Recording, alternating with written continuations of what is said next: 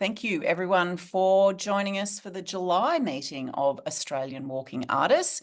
It's quite a good turnout, actually, some new faces and all. And on that, our database continues to grow. I think while Molly's been away, we've signed up, and I'm pretty sure Molly's overseas just, digging up Australian members wherever she can find them. But we've signed up, I think, like 5 people just in the last few weeks. So our numbers are getting close to around 90 now on the database. And it was mentioned actually in an Eco Art Space meeting about a month or so ago about how dynamic this group actually is, because we've got an Australian dialogue for ecological artists through Eco Art Space, and there are about 30 members of that. And we meet sort of every 2 months or so. But it's just, it's not a group that grows. And so there's something really dynamic and generous about this particular group and what everyone's been prepared to share. So you can all pat yourselves on the back for that. And I'm sure Molly, who is an apology for today, who couldn't make it, she's in the US now, but she couldn't make today because of the time zone difference. She's going to have a lot to share when she gets back, because I'm sure it's given her an extra boost of enthusiasm, as if she needed that. And she's going to come back full of ideas. So yeah, that's all to come. Now today, Amy and I were thinking we'd treat this a bit like a book club. Nothing quite like a walking art book club.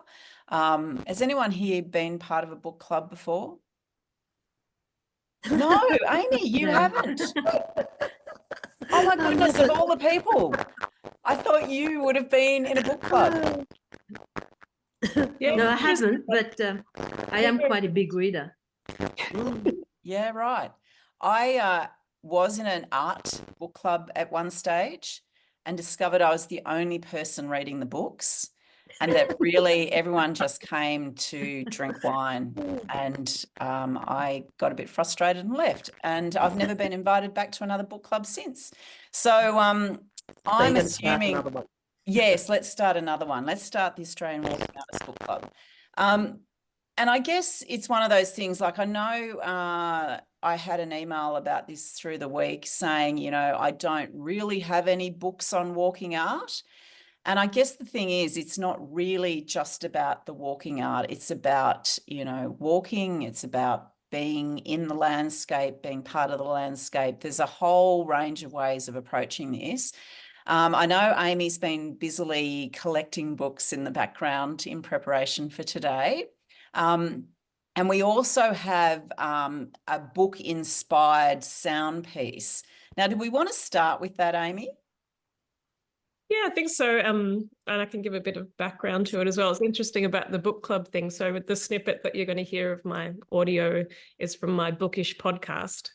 So I guess that's kind of a different kind of book club. So, and it was during 2021 that I was working on this season. Each episode was a different theme and then a different selection of books, and I'd interview people and have guest artists to respond to the theme and things. But what we're going to hear is the theme was travel, but in that time where a lot of people couldn't move around very much. So the idea of how we travel and walk and move through books and through music and through art. And our patron saint, Rebecca Solnit, features in the start. I read a quote of hers, so I thought it would fit nicely to sort of intro us to talking about some books that have captured us, which again, like Kim said, and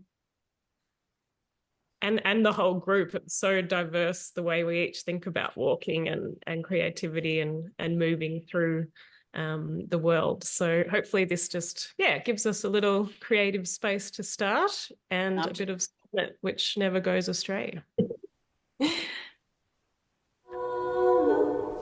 Everyone, you are listening to Gather. You're listening to Gather. Together. Gather. This is Amy Tsilemanis, and this is Gather with Minerva's Books and Ideas, where we'll explore the lives of books and the ideas they ignite and illuminate. Hey, it's Amy, and welcome to episode 2 of Gather, themed travel. It's the start of 2021, and despite positive movement on COVID-19 vaccines, there are still so many unknowns. A major one being travel, and when people might be able to see their loved ones again. I hope this episode will be of comfort, as well as a fun ride, as we explore the ways that books, music and art can take us on journeys without even leaving our homes. I had the joy of reading Rebecca Solnit's book recently, Recollections of My Non-Existence, and I wanted to open with this passage for you. I loved the physical objects that are books, and still do. The codex, the box that is a bird, the door into a world still seems magical to me, and I still walk into a bookstore or library convinced that I might be on the threshold that will open up onto what I most need or desire. And sometimes that doorway appears.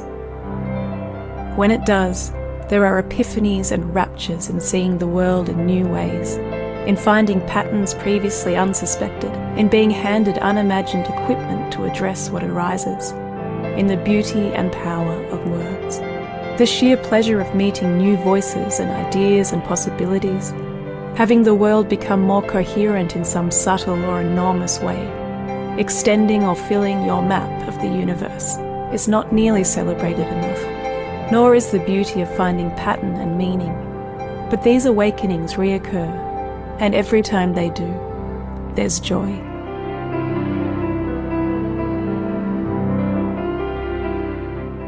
Let's see what thresholds and doorways we can cross and open today.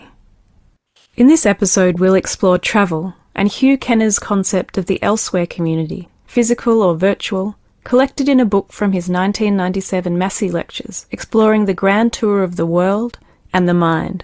We'll also think about the meaning of home and the idea of sonic postcards and how the imagination allows us to roam and connect. Here's Kenner now. This elsewhere combines both virtual and actual presences, all the sorts of things that have populated these talks. They include physical journeys to an elsewhere, in which, like grand tour denizens flocking to Rome, we can imaginatively join communities of the past. And they include great thinkers and artists of our own time, who irresistibly draw us into their communities which illuminate our own communities. And none of us can ever know when we ourselves may be fulfilling in our normal lives the role of elsewhere for some visitor we may chance to meet. We'll hear from friends in Ireland and think about Greece, where I would have been if my travel plans had happened last year. You'll even hear the voices of some of my Macedonian family in Australia, and how they made their elsewhere community in Melbourne, in their picnics and churches and social clubs, with their fellow villagers from home. I'm John, also known as Jonas, with a Greek passport. My name is Aphrodite and I'm born in Greece, and I come here 1958. I come on the Would have been a boat. long trip. How long did it take you on the boat? 1 month. 1 month. In this episode, we also chat to the amazing London-based Taiwanese-Australian musician and sound artist Belle Chen about her project Sounds from Home, created during London lockdown in April 2020. And we take a wild ride for the creative segment Things Found in Books with Sophie Livitsanis. There you go. Very good. Very lovely. Excellent. You have a gorgeous reading voice, Amy. Yes. Lost you. Crystalness about it. So yeah, you can listen to the rest of the episode. Yeah, that can kick us off. So who found they were reading a lot of sort of travel or walking type books during COVID? No idea. Was that I did a lot of walking? Yeah. I think those of us in rural and regional areas were very lucky that we could actually still get outside and experience those environments. But yeah, I guess I did a lot of reading, but then it probably no more than usual. So does anyone else remember those days? Oh yes. I actually did a lot of art. I was making a lot of art, but as soon as there was a window, of opportunity, I went to do Valara Pinta. Yep. And that was, it was very tough, but. I hear that.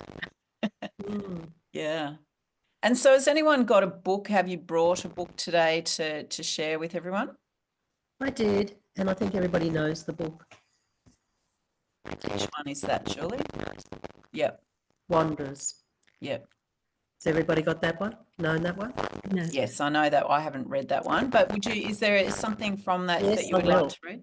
I was given this book as a gift. I organised what I call my creative hikers group around here. We organised an art retreat up at the Bunya Mountains before last Christmas. And one of the ladies gave me this book, and I didn't know, hadn't heard anything about it. And anyway, I read it all. And it was quite interesting, even though most of the characters in the book are dated in history or going backwards. But the one, and I hope this is not too crackly, the one lady I read, Nan Shepherd, who was a great walker, but she walks a lot in Wales. Was it Wales? No, Wales? It's Scotland. Scotland. Yeah. With really strange names, which I can't get my head around, or my tongue around. And lately I've been doing a lot of research into history around this area because my artwork deals with trees and wildflowers, so it resonated with me. Shepherd is alone and is yet in the company of numberless others who have trodden the roots visible from her lofty vantage point, whose marks on the rock have remained visible long after they passed. It is a kind of haunting, though a companionable one. The landscape is littered with the physical traces of people perhaps now dead, but those traces are evidence of people's lives and experiences. Shepherd's isolation is therefore only partial. Total separation from other humans may not be possible where there are paths, which serve as links between not only places but people, and which cross not only space but time. So there were a lot of things in there that, she played on, which I quite enjoyed. The whole thing about paths and people before you, which links into my history research in different areas where I've been walking. Yeah. Okay, thanks, Julie. That was a little bit crackly, but I think I caught most of it. Did everyone else sort of catch most of that? Yeah, that's good. Is anyone else? We've just welcomed Lynne. I've actually got a book. Yeah, great. Yeah. Yep. Vilma, if you'd like to read. It's Robert Macfarlane, The Always, A Journey on Foot. I don't know if anyone is familiar with Robert Macfarlane. Yep. Yeah. Yes. Paths are the habits of a landscape. They are acts of consensual making. It's hard to create a footpath on your own. Paths connect. This is their duty and their chief reason for being. They relate places in a literal sense, and by extension, they relate people. Paths are consensual too, because without common care and common practice, they disappear, overgrown by vegetation, plough up, or built over. They may persist in the memorious substance of land law, like sea channels that require regular dredging to stay open. Paths need walking. Lovely. Yes, he writes so beautifully Yes, he does. about anything to do with the outdoors, really, because I actually had a Robert Macfarlane book to share as well. So yeah, that's like, can you add, I should have asked you to do this to start. I'm just trying to find my other screen. Add your books into the chat, because we'll actually add those to the newsletter when it goes out as well. Anyone else? No, but can I ask Vilma where Robert Macfarlane is? Sorry, I don't know anything He's about an him. Englishman. I'm actually familiar with him because my daughter is a young academic who actually writes a lot about writings. I mean, that was her PhD, what was based on. And she's actually based in Scotland. And I go and visit her a lot. And we try to recreate a lot of those paths that Robert Macfarlane writes about. And yeah. Yeah. There's quite a few of his books. I mean, they're just all such an easy read. So I was in Scotland when I was reading some of his books and rereading, and I was actually in Iceland when I first started reading, I can't remember the title of it now, about lost language. So how our language has become so generic when it comes to describing the landscape, and so many of the old languages have, you know, multiple words for snow or multiple words for a hill or a landmark. It's really fascinating book. So yeah, I was just going to say, if no one else wants to jump in, I'm just going to pull up. Well, okay, so here we go. This is Robert Macfarlane as well. Okay. So this is The Wild Places, which was the book that I was actually reading in Scotland while I was doing my residency on the Isle of Skye last year. And for me, I guess a lot of the books that sort of I'm interested in, which you know, is obviously very in line with my practice being sort of focused on the environment and rural and regional Australia, is usually about big outdoor places. And it was interesting reading this book because I never think of the UK as having big and wild places. And certainly the Isle of Skye was definitely not big and wild. It was kind of like the place where camper vans go to breed. It was just so populated and impacted by human activity that it was just, you know, incredible to imagine that there were any wild places left on that island. However, there is actually a whole chapter about a walk that Robert did on the Isle of Skye, which wasn't for the faint-hearted either. But I'll just read this piece from The Wild Places. Where am I going to start? After 40 minutes or so, we reached the river's mouth, parked near a girded steel bridge, which had recently been painted a gleaming black. I got out. The air was cold in the nose and smelt different from the loch air, sharper, saltier. A path led over the steep rocky ground to the western side of the bridge. We followed it and stepped down onto the wide golden flats that banked the river. The sand was airy and I sank in it up to my ankles. An exquisite optical effect had been created by the combination of dry air and strong wind. Billions of particles of loose sand were being blown across the flats, giving expression to the wind, moving with such coherence and fluency that they seemed to form rippling second skin, silky and supple, which shifted so quickly over the set sand beneath it that it was hard to conceive of the two as the same substance and different only in their motions. We trudged downstream through the shifting sand, the river to our right towards the sea. At one point, we disturbed an otter, which loped and skittered away over the rocks, then poured itself into the brown water, where it was instantly invisible. The winter sunlight was so bright that it lay ingots on the riverbed. So it's just magical language, basically. Yeah. So, anyone else? We don't Sorry. really have any writers. Do we have any people who are like primarily writers? Showing off my ignorance. Maybe we do. In the group, Yeah. Amy writes. I write, not primarily, like I write as part of my practice. Amy would be the same. I also do, yes. Yeah, Vilma. So yeah. Yeah, part of. I think Vanessa had her hand up. So. Yep. Yeah, I To go. It's not writing. I write as word as image, if that makes sense. So it forms a layer in my the way I make my work. So, but I did have a book that I can share. Yeah, absolutely. Yeah.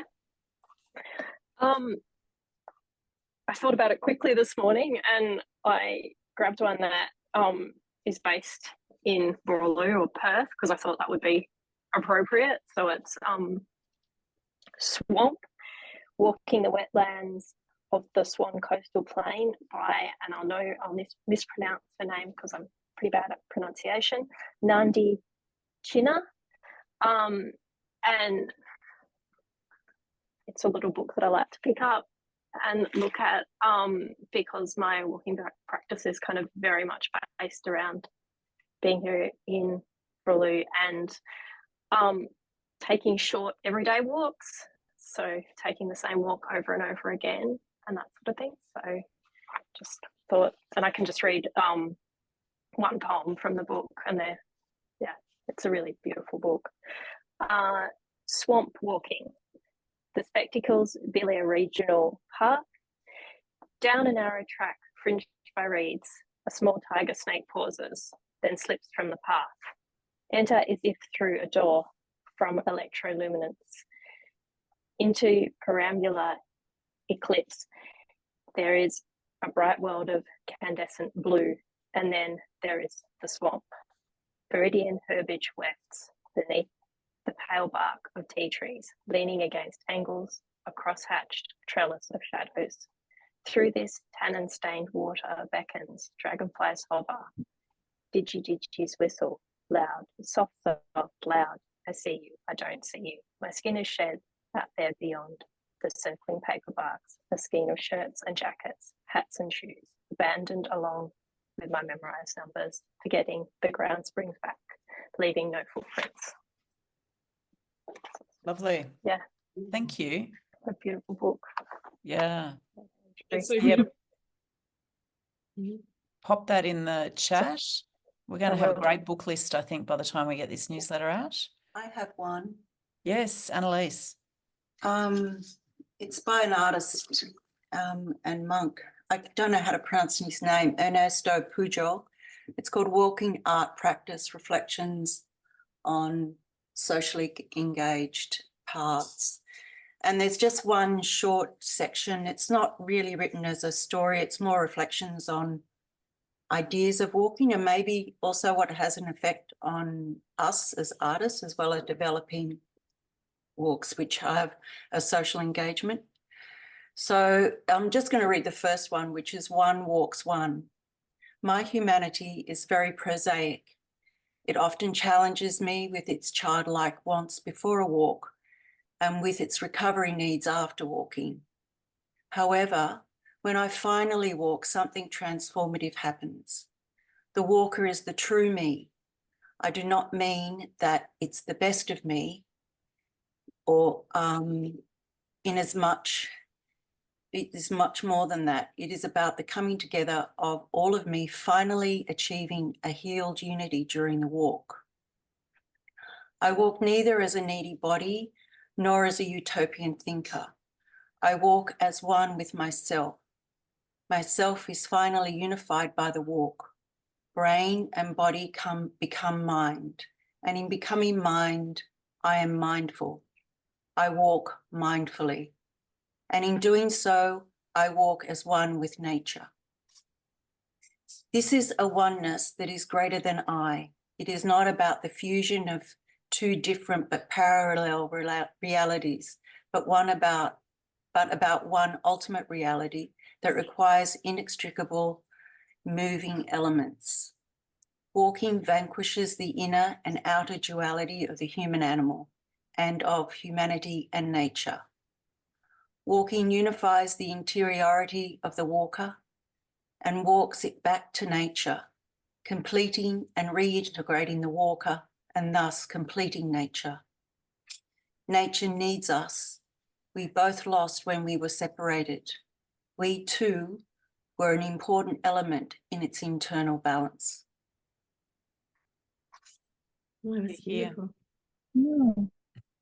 So it's very much, so I guess at some level that sits into my practice a little bit, because I feel like my walking is very prosaic. It's not often planned, and it often is, my attention's drawn to the act of walking somehow, and then a lot of the time I'll record that.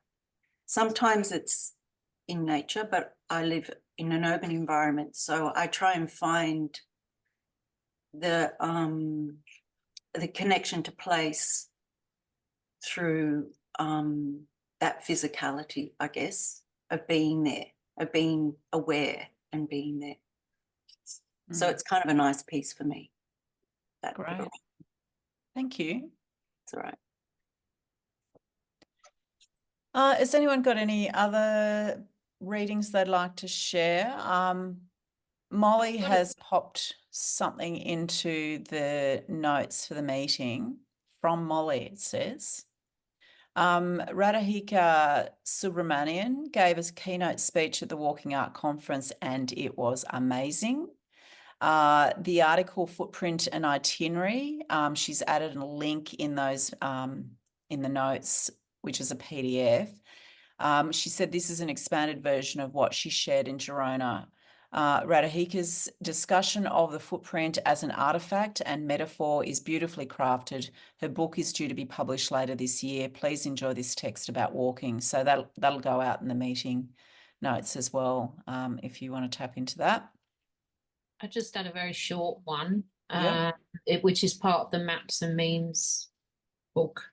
And it opens with the long walk, which in the kind of Cree language is Kachawa Petchu, and it's called the long walk, and it's means going offshore, and is an excellent example of what is referred to in the as like a place meme. And it's a yearly event commemorating traditional knowledge and life with the Cree, for better or for worse. And it's a chance to retrace in reverse the path followed by elders and ancestors, to revisit the original site of the village they abandoned when they were moved to higher ground by the kind of white colonists. But it's not simply an act of looking back, it's a way of looking ahead to the horizon of things to come, best represented by the physical presence of youth during the long walk.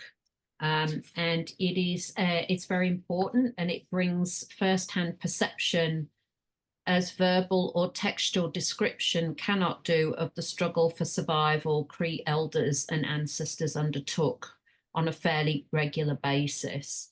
And it's an intergenerational transfer of knowledge about place that defines the utility of this idea of a place meme. And so it's an annual long walk that young people do with their elders to kind of pass on knowledge and histories. So, but a lot of the books I have are not on walking per se. They have walking in them, but my practice is on mapping. So the book I've put in the chat, which is what this short description comes from, is the ways in which land is walked for cartographic purposes. So it is a bit to the side, but it may be of interest to some people. Oh, absolutely.